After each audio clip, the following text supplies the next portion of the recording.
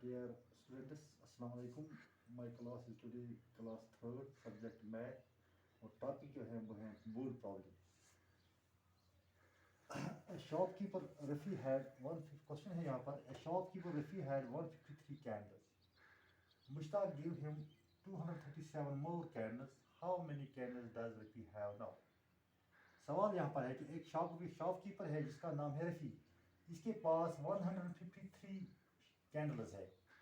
تو مشتاق وہ ایک اور آدمی ہے, وہ اس کو اور 237 کینڈلز دیتا ہے. تو ہمیں یہاں بتانا ہے, سوال یہاں پر ہے کہ how many candles does Rafi have now. اب رفی کے پاس کتنے کینڈلز, کتنے شمع آ گئی, سوری کتنے کینڈلز ہیں اب رفی کے پاس, یہ ہمارا سوال ہے. تو یہ بالکل آسان ہے. یہاں پر ہم بچوں لکھیں گے پہلے number of candles Rafi have. Number of candles Rafi ہے, رفی کے پاس کتنے کینڈلز ہیں 153. تو یہاں پر لکھیں گے ہم 153.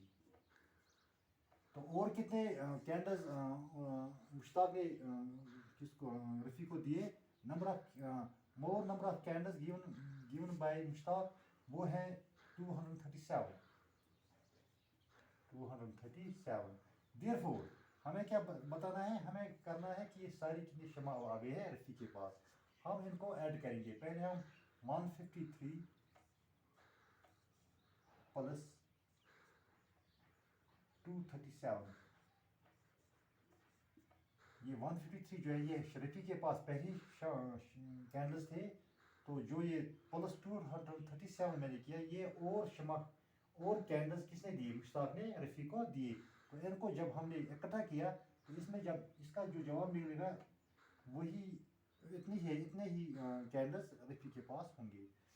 تو 7 پلس 3 ہو گیا 10, 1 آ گیا کیری, 3 پلس 5 ہو گیا 8, 8 پلس اینڈ کیری کا 1 ہو گیا 9. تو 2 پلس 1 ہو گیا 3. گو اس کا مطلب یہ ہوا کہ اب therefore Rafi have now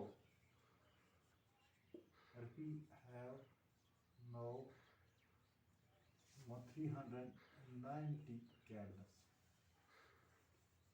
تو اس کا مطلب یہ ہوا کہ اب رفی کے پاس 390 کینڈلز آ گئی.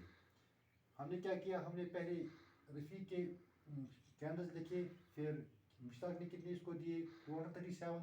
تو ان کو ہم نے ایڈ کیا, جمع کیا, تو جو وہاں جواب نکلا وہی رفی کے پاس شمع کینڈلز ہوں گی. تو رفی ہیو ناؤ 390 کینڈلز.